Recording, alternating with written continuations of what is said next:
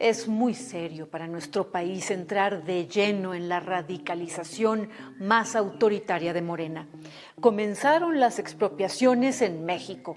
López Obrador sigue al pie de la letra el guión de los tiranos. Aprendamos de Venezuela. Así empezó Venezuela.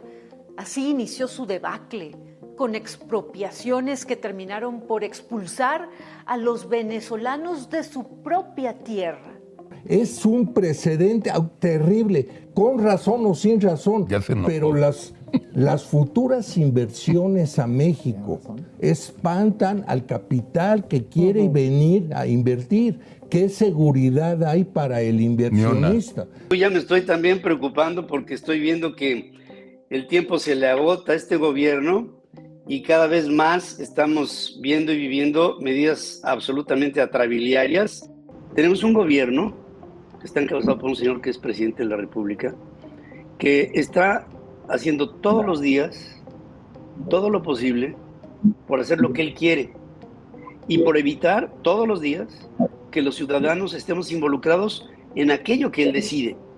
Entonces, esta es la construcción de lo que se ha dado en otros países y que se ha convertido en una dictadura.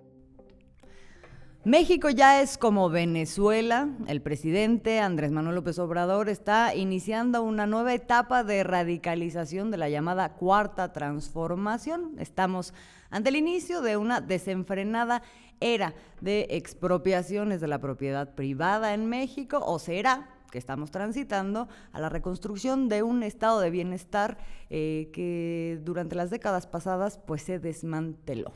Somos Azul Alzaga, Alina Duarte y Oscar Camacho, y esto es En Re.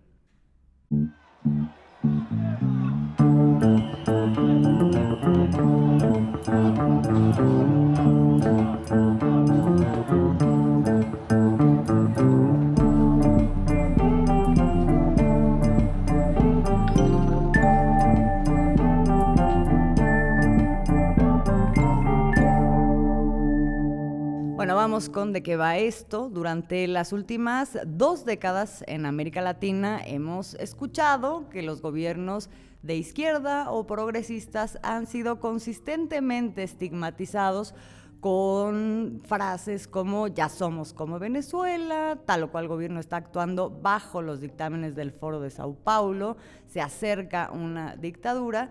Y pues resulta que esto coincide normalmente, estas arremetidas que van acompañadas de los medios de comunicación, ocurren cuando estos gobiernos pues intentan dar pasos en favor de la rectoría del Estado sobre sectores estratégicos, en contraposición a un desmantelamiento neoliberal. Esto era una tendencia que se dio en los últimos 40 años y significó la privatización de los servicios públicos, de los bienes nacionales y la subordinación también de los gobiernos a los intereses de empresas extranjeras y nacionales. Entonces, en el caso de México, esta arremetida en los últimos 4 o 5 años ha sido muy evidente, se han dado muchos ejemplos de esto, ha sido constante, pero les voy a dar nada más 2 ejemplos, 3 ejemplos de hecho. Uno, cuando se intentó que se regulara el sector eléctrico, ¿no?, para proteger a los consumidores y también para proteger los recursos del Estado de prácticas ilegales por parte de las empresas extranjeras del sector.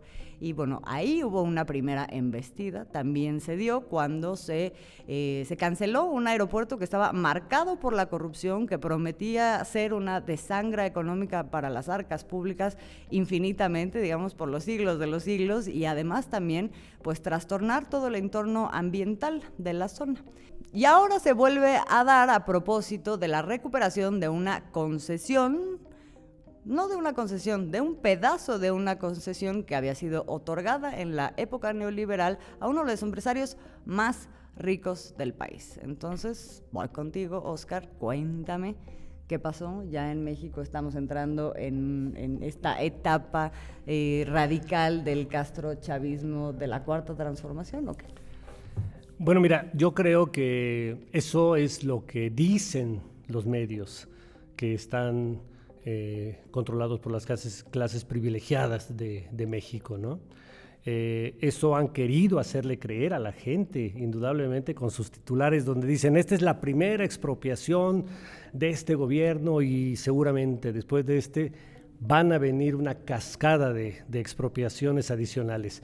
Ese es el discurso que quieren que la gente crea, ¿no?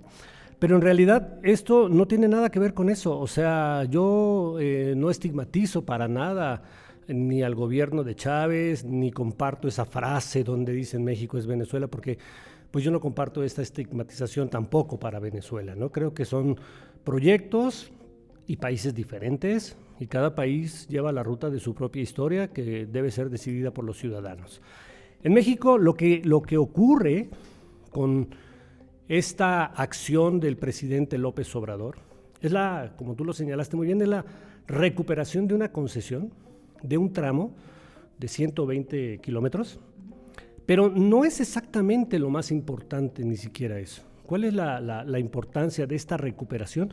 Que forma parte de un proyecto de nación distinto, y en este caso, estos 120 kilómetros que forman parte, al final de cuentas, de la propiedad originaria de la nación como lo establece nuestra Constitución, se recuperan como una parte de una concesión, pero no solo por quitárselo a un empresario, nada de eso, sino porque estos 120 kilómetros de vías férreas forman parte de un gran proyecto que el presidente López Obrador ha puesto en marcha con lo que conocemos como el tren transísmico, que va a unir el Océano Atlántico con el Océano Pacífico para el transporte de mercancías, de todo tipo, incluso de pasajeros que quieran transitar de un lado a otro, y forma parte en un más amplio alcance de un gran proyecto de desarrollo social de la zona sureste del país, junto con el Tren Maya, junto con la refinería Olmeca, ¿no?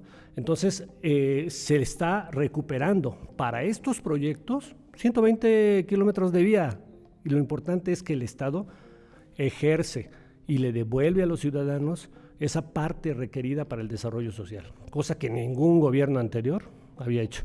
Y claro, pues se desatan de inmediato esas famosas críticas que ya hemos visto que ocurren, ¿no? Pero sería bueno que dejemos hay que ver cómo lo dice el presidente. Creo que es importante para dejar en claro que no hay ni confrontación con empresarios en ese sentido, ni arbitrariedad en lo más mínimo. Es pensar en un proyecto social simplemente. ¿Veamos? Lo que se busca, pues ya lo saben ustedes, es rescatar el tramo de concesión, 120 kilómetros aproximadamente, para tener todo el circuito, Tren Maya y los trenes de Guatemala a Ixtepec, de Salina Cruz a Coatzacoalcos y de Coatzacoalcos a Palenque. Aquí lo importante, el fondo, es que la concesión se recupera, se rescata, vuelve a ser de la nación, regresa a la nación. No es expropiación, es rescate de la concesión. Bueno, pues ahí está. Creo que más claro ni el agua, ¿no? Ni el agua. No se trata de una expropiación, es la recuperación de un bien que es de la nación, que Exacto. Eso es algo como que a veces no cabe, ¿no? en la cabeza de muchos. Así es. Pero además se está intentando sembrar esta idea de que se afectó enormemente a un empresario mexicano en su propiedad privada, cuando, pues, a ver, vamos a hacer algunos matices. En primer lugar, se llegó a un acuerdo en donde este empresario, Germán Larrea, que ya decíamos es el más rico de los más ricos de México, pues no le perdió, porque finalmente se extiende el tiempo de su concesión, va a poder cobrar derecho de paso, ¿no? Cuando se pase al lado de las vías férreas que todavía él tiene concesionadas, que son un montón, pero además hay toda una historia con Germán Larrea que vale la pena que retomemos, y Grupo México, su empresa, y en este momento vamos a hacerlo contigo, Alina, pero quiero que antes pues veamos cómo a pesar de todo esto se rascan las vestiduras de una manera que vale la pena escuchar. Este tema ha enviado un mal mensaje a los inversionistas y provocó la caída en las acciones de Grupo México de poco más de 4%. El presidente, que tantas veces dijo que él no iba a expropiar nada, envió esta mañana a un comando de la Marina a tomar las instalaciones de una empresa privada que cotiza en bolsa, que forma parte de uno de los grupos económicos más grandes del país, que da empleo a 30,000 mexicanos y que hoy, por la decisión del presidente, perdió casi 30,000 millones de pesos en su cotización. ¿Quién es Germán Larrea, Alina? Pues bueno, ya escuchamos, ¿no? Los medios de comunicación están tratando de implementar esa imagen de un pobre e indefenso empresario que definitivamente no es. Germán Larrea es presidente de un grupo llamado Grupo México, una empresa que creció gracias a ese desmantelamiento del Estado mexicano del que hablabas previamente, Azul, implementado por décadas en nuestro país, con grandes acentos, ¿no? En la década de los 80s, de los 90s. Y es, en el caso específico de Grupo México, es el expresidente Carlos Salinas de Gortari quien permite este florecimiento, ¿no? de este empresario que hoy es uno de los grandes oligarcas en este país. Salinas de Gortari entrega al padre de Germán Larrea, Jorge Larrea, la compañía minera de Cananea, que en la historia mexicana sabemos que es una de las grandes cunas de la Revolución Mexicana, una huelga, ¿no? En donde de ahí surge los gérmenes de la revolución, que pasa de ser de eso a un botín actualmente de Grupo México. Es en agosto de 1989 cuando el expresidente Salinas remata la mina. Era una mina que estaba evaluada en al menos 2,000 millones de dólares y la vende nada más y nada menos que en 400 millones, ¿no? Después, además, si esto no fuera suficiente, de que declararan en quiebra el consorcio, ¿no? Y además lo sanean financieramente hablando, para entregarlo totalmente limpio, y además despiden un montón de trabajadores. Los despiden, los reprimen, les dicen: si no estás de acuerdo con este saneamiento, con esta venta, con esta privatización, te mando al ejército. Bueno, bajo el mando de los Larrea no solamente está el tema de la mina de Cananea, las grandes minas, hay varios temas. En el expediente de Grupo México se encuentran tragedias laborales que han marcado la historia de este país.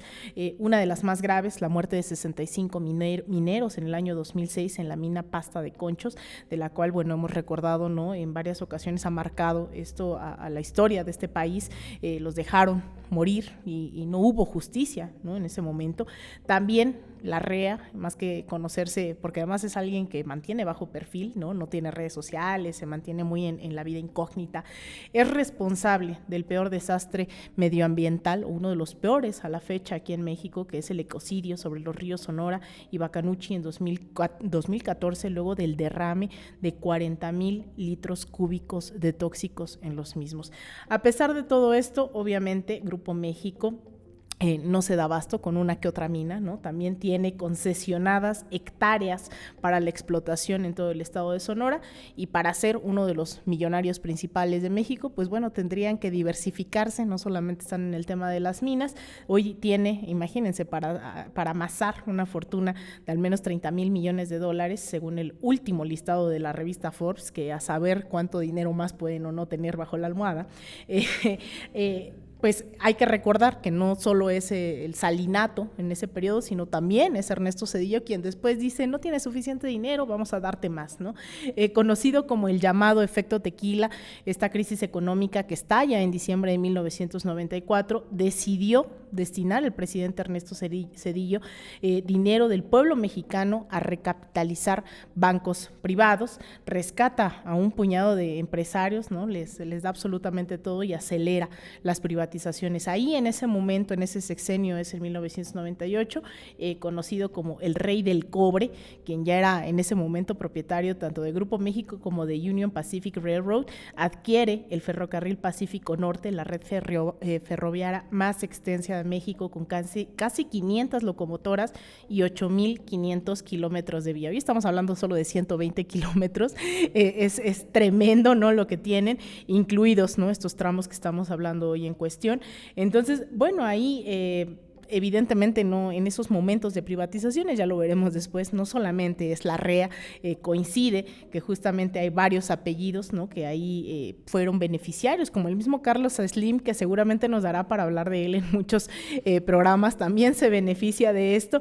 Y bueno, ya para llegar a esta recta final histórica del Grupo México, ya hablamos de las minas, ya hablamos de todos los beneficios, ¿no?, que han tenido con la parte ferroviaria. Bueno, con Enrique Peña Nieto le suma más concesiones mineras. No es suficiente la riqueza de Germán Larrea, le dice, te vamos a dar más concesiones, que además se fortalecieron también con Vicente Fox, con Felipe Calderón, y bueno, ahí vemos que si no fuera suficiente, y con eso cierro, de acuerdo a una investigación de Dulce Olvera para el portal Sin Embargo, entre 1997 y 2007 se dieron concesiones a Grupo México en áreas naturales protegidas de la mariposa monarca en los estados de Michoacán, Baja California y el Estado de México. Pregunto aquí a la audiencia, ¿de verdad recuperar 120 kilómetros de una concesión de Grupo México afectará la vida del oligarca Larrea, quien se aprovechó a diestra y siniestra del desmantelamiento del Estado mexicano?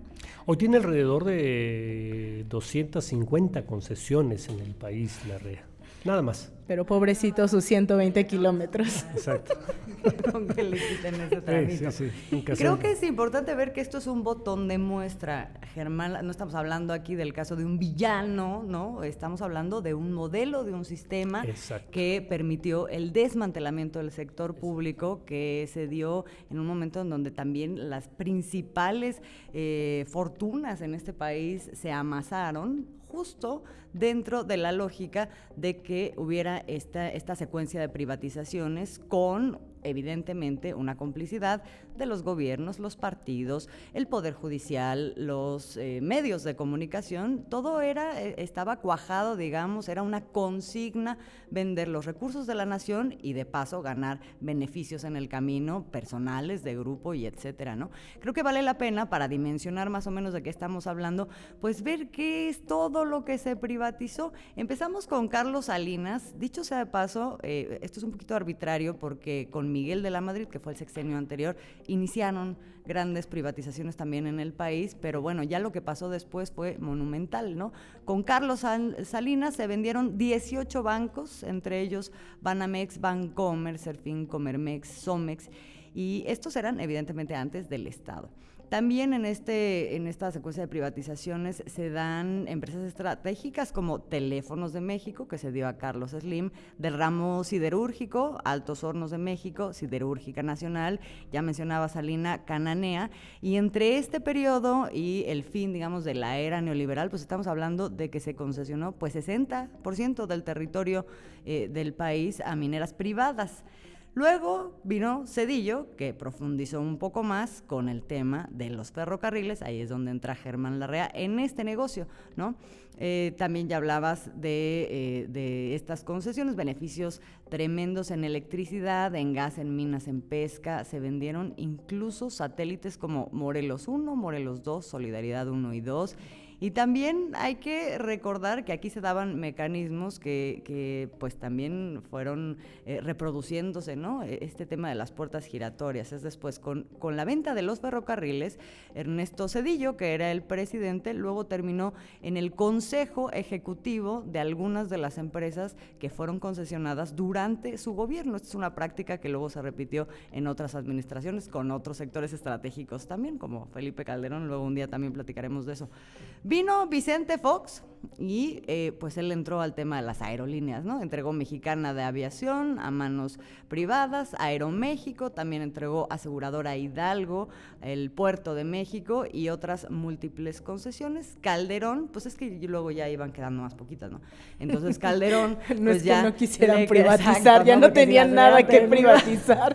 Sí. Le entró Calderón con Luz y Fuerza del Centro, todavía teníamos eso, ¿no? Como empresa del Estado y como paraestatal, y finalmente esa la entregó a manos, la desmanteló, que también con grandes y severas afectaciones a los trabajadores de ese sector. Grupo Azucarero de México, y finalmente pues esta joya de la corona a la que llegó Enrique Peña Nieto, que es Pemex, la empresa del Estado, que se dedica a extraer y administrar los recursos petroleros del país, ¿no? Entonces, bueno. Y ahí habría que insistir, ¿no? Esta ruta que bien marcas no son villanos, ¿no? Incluso se va adaptando la ley para que esto sea completamente legal. Hay todo un sistema, ¿no? Jurídico, político, de comunicación para legitimar y legalizar este tipo de acciones. Y hoy coincide que este desmantelamiento del Estado mexicano hoy también tiene nombres y apellidos, ¿no? O sea, la gran herencia de este modelo hoy tiene, ya lo decíamos, no solamente es Germán Larrea con Grupo México, sino que empata directamente hoy los grandes multimillonarios, no solo de México, sino a nivel global, llegan a disputar, ¿no? Como Carlos Slim, que fue beneficiado, lo decías, de la privatización de Teléfonos de México, pero también el tema del monopolio televisivo, ¿no? Las concesiones, también ahí en ese rubro que está un Emilio Azcárraga que hoy pues disputa políticamente, no solo mediáticamente, Alejandro Bayeres, beneficiado de las concesiones mineras, etcétera, etcétera. Entonces hay que marcar nuevamente esa relación porque no es que sea ilegal, más bien han construido un marco jurídico que le permite y que también hay que desmantelar, no solo es desmantelar narrativas, sino también todo esto que ha permitido el desmantelamiento del Estado, que hoy vemos pues también hay un contrasentido, ¿no? Por ahí. No es ajeno lo que está viviendo México a lo que vivió el mundo. Yo me podría más o menos ubicar los tiempos a partir del arranque de los años 90, cuando el neoliberalismo le resurge con toda la fuerza después de la caída del muro de Berlín, después del cambio en la Unión Soviética, que regresa a ser Rusia, y de todos estos cambios. Tiene, como ustedes decían, es parte de un proceso, ¿no? Entonces el neoliberalismo regresa, los grandes empresarios regresan, los políticos se hacen cómplices y viven una promiscuidad entre empresarios y políticos y generan todo un modelo de desarrollo en el cual las mayorías son excluidas de los mayores beneficios. Parte de este modelo precisamente es desmantelar el Estado protector y todos los beneficios que tenían antes, las responsabilidades de las cuales el Estado se hacía cargo. Y efectivamente, pues señalan la parte de regresarle a los grandes empresarios grandes concesiones. En esta ruta es donde de pronto el modelo neoliberal hoy en México y en otras partes donde empieza a haber gobiernos populares, empieza a haber un choque de estos dos modelos. Y lo que ocurre aquí en México es precisamente que en los medios de comunicación la llegada de un gobierno popular ha venido a ser estigmatizada por quienes han venido controlando todo este modelo de desarrollo, ¿no? Entonces, si se toca a cualquiera de esos empresarios neoliberales, saltan todos los medios controlados por otros empresarios de los mismos rubros, ¿no? Y se busca decir que lo que está haciendo el presidente López Obrador pues no sirve, no tiene importancia, está en contra de todos los empresarios, ¿no? Es cuando lo que está haciendo es recuperar la rectoría del Estado para al mismo tiempo recuperar los derechos y responsabilidades para las mayorías de este país. Ese es desde mi punto de vista. Y como parte de eso precisamente están los ejemplos de lo que ha venido haciendo, de las grandes obras del presidente López Obrador, van encaminadas a eso, ¿no? A establecer otro modelo de desarrollo que haga de lado aquel modelo neoliberal y que hoy se preocupe por las grandes mayorías. Hay ejemplos, ha enfrentado a la empresa española Iberdrola por todo el saqueo de la energía eléctrica que hacía y los altos costos. Además, se robaban la luz, se robaban la energía eléctrica y actuaban al margen de la ley, y la enfrentó el presidente. Luego, fortaleció a empresas como la Comisión Federal de Electricidad para que ampliara la cobertura de luz a precios pues que no fueran exorbitantes, ¿no? Como lo hacen. Luego también en el terreno energético, que ha sido una de las principales obras del presidente, compró una refinería en Deer Park, en Estados Unidos, para procurar que México recupere también la producción de gasolinas, que no sea solamente un productor, como le llamaban antes, bananero que compraba, vendía sus productos primarios y se los regresaban procesados, ¿no? Y la refinería de Dos Bocas también, ese proyecto, pero hay muchos otros. Este proyecto ha echado a andar grandes obras sociales y grandes programas sociales que van precisamente en contra y que buscan desmontar todo ese proyecto neoliberal. Esto es lo que los medios de comunicación buscan tiro por viaje, todos los días, criticar, desvirtuar, atacar. Sí, porque se van pisando callos, ¿no? Uh-huh. Pero finalmente esto que dices es muy importante. Es un modelo integral que lo que busca es recuperar para redistribuir una serie de recursos que son estratégicos al fin y al cabo y que pertenecen a la población, ¿no? O sea, que es la fuente de la soberanía de cualquier nación, de cualquier país. Esto apenas otra vez lo empezamos a reconocer y estamos hablando del tema de infraestructura, del tema de la recuperación de los recursos estratégicos, bueno, del sistema de salud, ¿no? O sea, que también había sido desmantelado, sí, pero creo que también es importante reconocer dentro de ese plan estratégico o de ese plan integral otras áreas de trabajo que se están dando, como la implementación de programas sociales específicamente que atienden ciertas poblaciones que han sido las más marginadas y con la idea de establecer también por sectores también nichos de desarrollo. Unos de estos programas, hay un montón de programas sociales, pero unos de estos programas, por ejemplo, son Jóvenes Construyendo el Futuro, que atiende la población que es en un sentido también la más vulnerable en el marco de la violencia que se está dando en el país.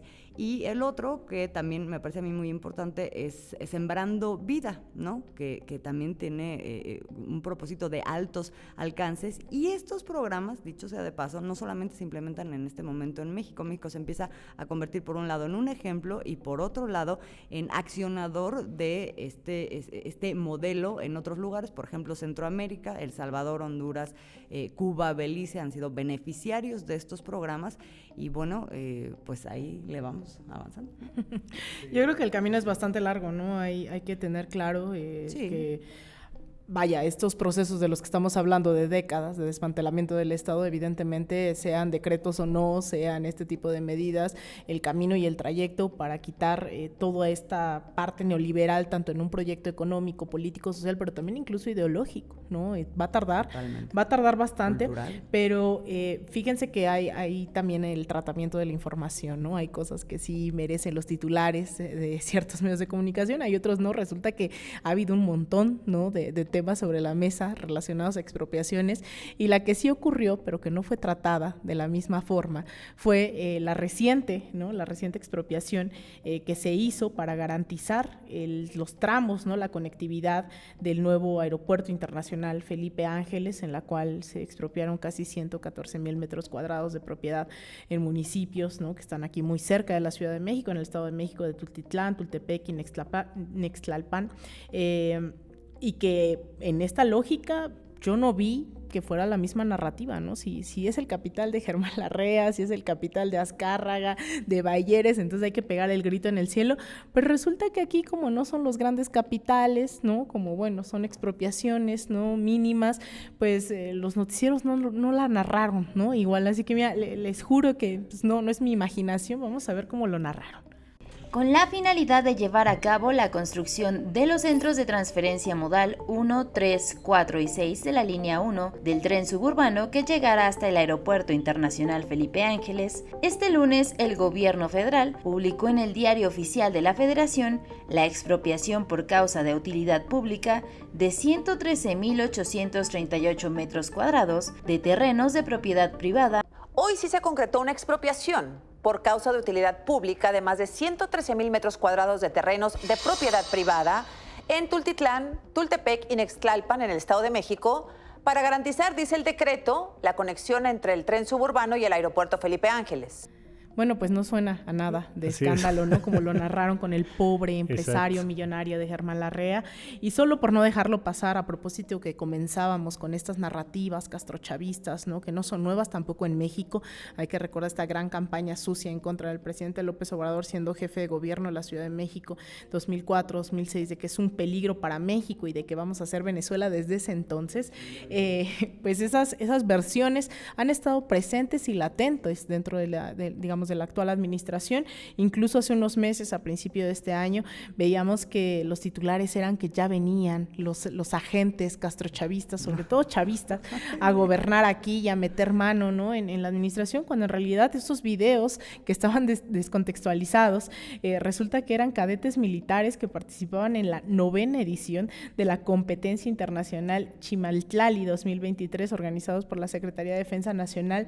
Entonces, pues no, ni en ese momento ni en otro ha venido el castrochavismo a México, pero bueno, los medios seguramente van a seguir arremetiendo entre el Foro de Sao Paulo, el castrochavismo, sin saber y sin querer explicar también qué es el castrochavismo, claro está.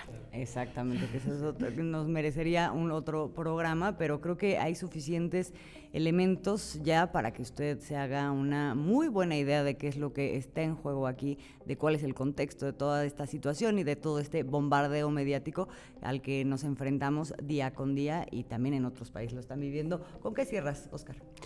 Pues yo cierro con 2 cositas. La primera, creo que es algo obligado decirlo, no le crea a la mayor parte de los medios neoliberales, o sea, de verdad, en serio, no les crea.